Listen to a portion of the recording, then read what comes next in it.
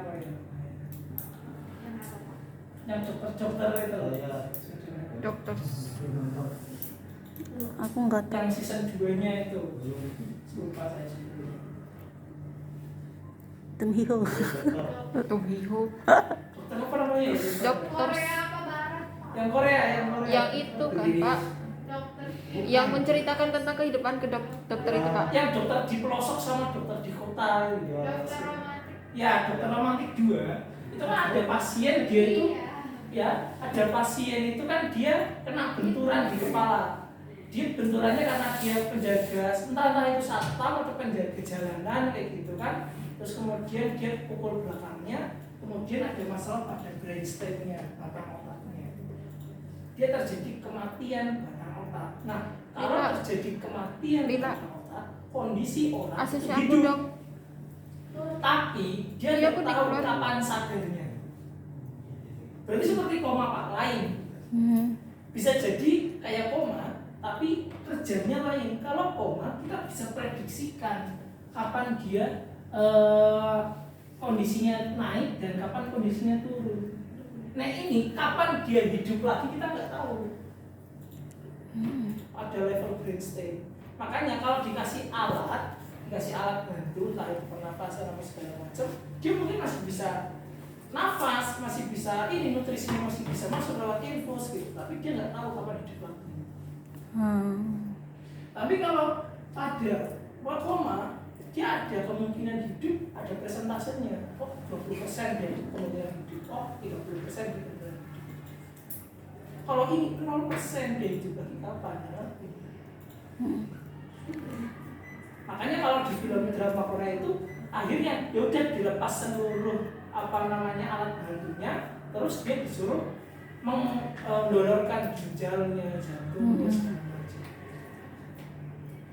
Karena dia adalah seorang yang pekerja sosial. Nah, di situ area frontal, transversal, occipital juga punya perannya masing-masing. Ada yang area untuk berpikir, ada yang lupa jadinya kan. Ada area untuk berbicara, berarti dia ada masalah di bicaranya. Ya, kayak tadi ini kan pas minus berpikir. Kalau keterbatasan, dia keterbatasan gerak, iya. Kalau keterbatasan gerak, iya. Tapi kita nggak tahu berapa presentasinya tergantung kondisi pasien. Seberapa luas area yang terkena stroke. Kelemahan otot ini antara dua ya. Dia kelemahan otot atau kekakuan. Itu nanti masuk di dalam tipe. Kita nanti akan lihat. Kerusakan sistem saraf pusat itu tidak semua kerusakan pada sistem saraf pusat itu disebut stroke. Bisa jadi kerusakannya itu karena Alzheimer. Bisa jadi karena meningitis. Macam-macam. Jadi nggak semua stroke. Tapi kalau penyumbatan pembuluh darah di otak, inilah definisi dari stroke. Tapi tidak cuma penyumbatan. Ya. Itu ya. Sebelum kita ke stroke-nya lagi, kita lihat anatomi dari medula spinalis. Walaupun kita belajar stroke, tapi kita harus membedakan itu nanti ya. Nanti di belakang ada yang beda. Ada yang kondisinya sama. 2 kaki pada stroke bisa kena, 2 kaki pada spinal cord itu bisa kena. Bedanya ada di mana? Makanya kita harus belajar tentang struktur anatominya dulu. Fungsi dari medula spinalis apa?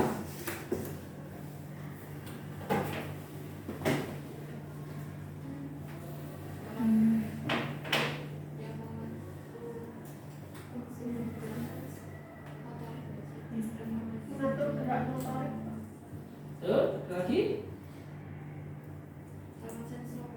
Ya, motorik dan sensorik. Bisa jadi kerjanya itu adalah otak memerintahkan motorik untuk bekerja. Ya, berarti kayak misalkan tolong ambilkan pulpen. Oh iya, saya mau ngambil pulpen. Itu otak memerintahkan motorik bekerja. Atau sensorik memberikan tanggapan atau menghantarkan impuls ke otak, misalkan itu benda panas, Jangan diambil. Oh ya, otak menerima, ditanggapi oleh motorik. Oh ya, saya nggak perlu menyentuh benda itu karena itu panas. Gitu. Berarti kerjanya otak dan sensoris bersama-sama. Bisa jadi karena ada kalanya sensoris dan motorik bekerja tanpa perintah otak. Disebut sebagai gerak refleks. Refleks kecil. Pada kondisi apa tanpa perintah otak? Contoh dia kena ketusuk paku. Apa dia nunggu perintah otak untuk ngangkat dulu? Kan enggak. Ketika kena paku ya udah langsung ngangkat aja. Nah, itu langsung diaktifasi oleh kerja motorik. Sampai sini bisa dipahami ya? Iya.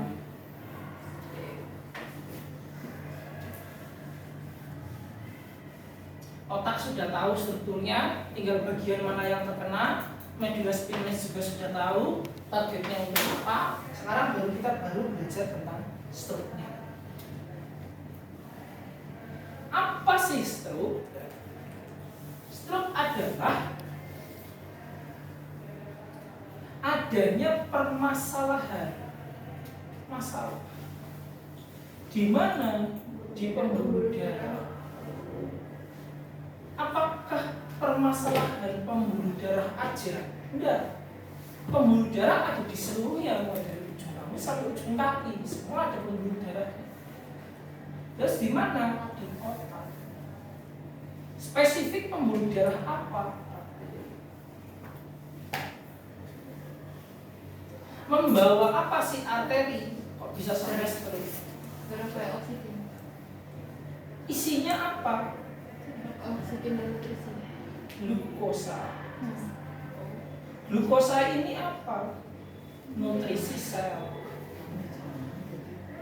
Glukosa diperoleh dari mana? Dari glikolisis. Bagaimana kerja glikolisis? Macam-macam.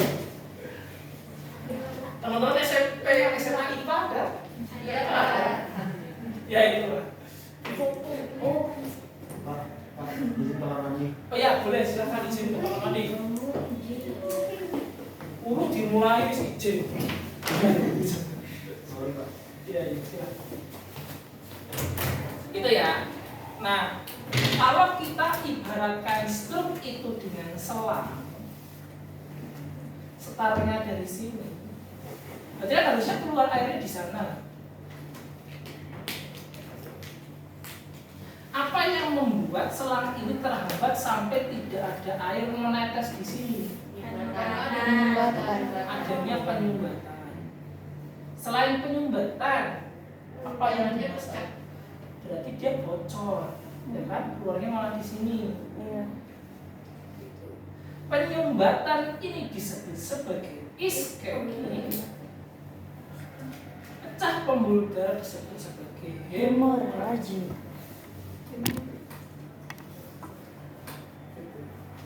Nah, sampai sini kita juga akan contohkan juga.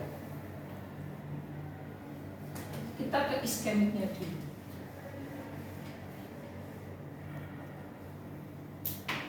Kalau sampai aliran darah ini tidak sampai, apakah cuma karena benda asing dia terhimpit terus dia nggak bisa keluar? Cuma itu alasannya, penyumbatannya. Pernah nggak teman-teman lihat selang yang kayak gini?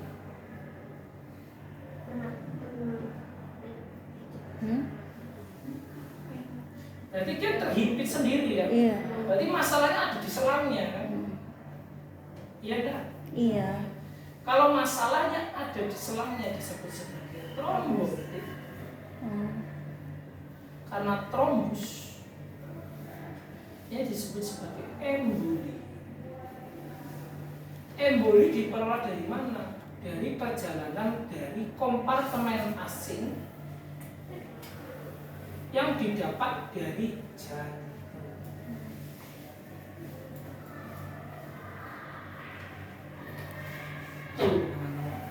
Ini disebut masalah iskemik.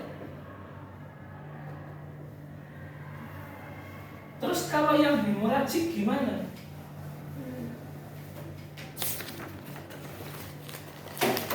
Kalau yang hemoragik aliran darah, dia pecah-pecah aja. Kok bisa Pak pecah-pecah aja? Suplai darah besar, selangnya kecil. Oh. Kenapa suplai darahnya besar, selangnya bisa pecah kayak gini? Dia berarti orientasinya ke Hipertensi, ya Allah. Dipahami sama sini. Terus atau dia karena benda asing dari luar. Kalau ini namanya intracerebral ya. Ya, di PPT baca. Kalau yang misalkan karena benturan dari benda asing pecah, ini namanya subarachnoid. Tapi karena faktor traumatik.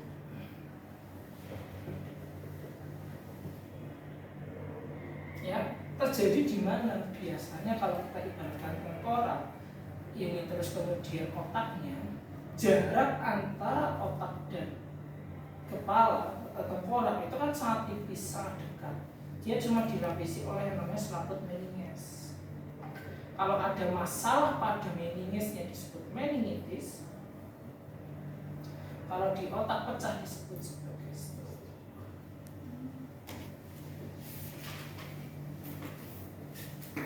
Bisa dipahami sampai sini? Bisa. Ya, dari sini silahkan teman-teman lihat video terlebih dahulu berkaitan dengan stroke hemoragik dan non hemoragik. Layarnya terlihat. Ikut nih. Gak ada ya? Sekarang terlihat.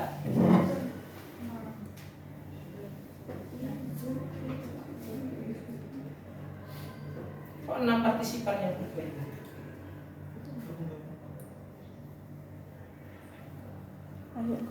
7 partisipan. Belum.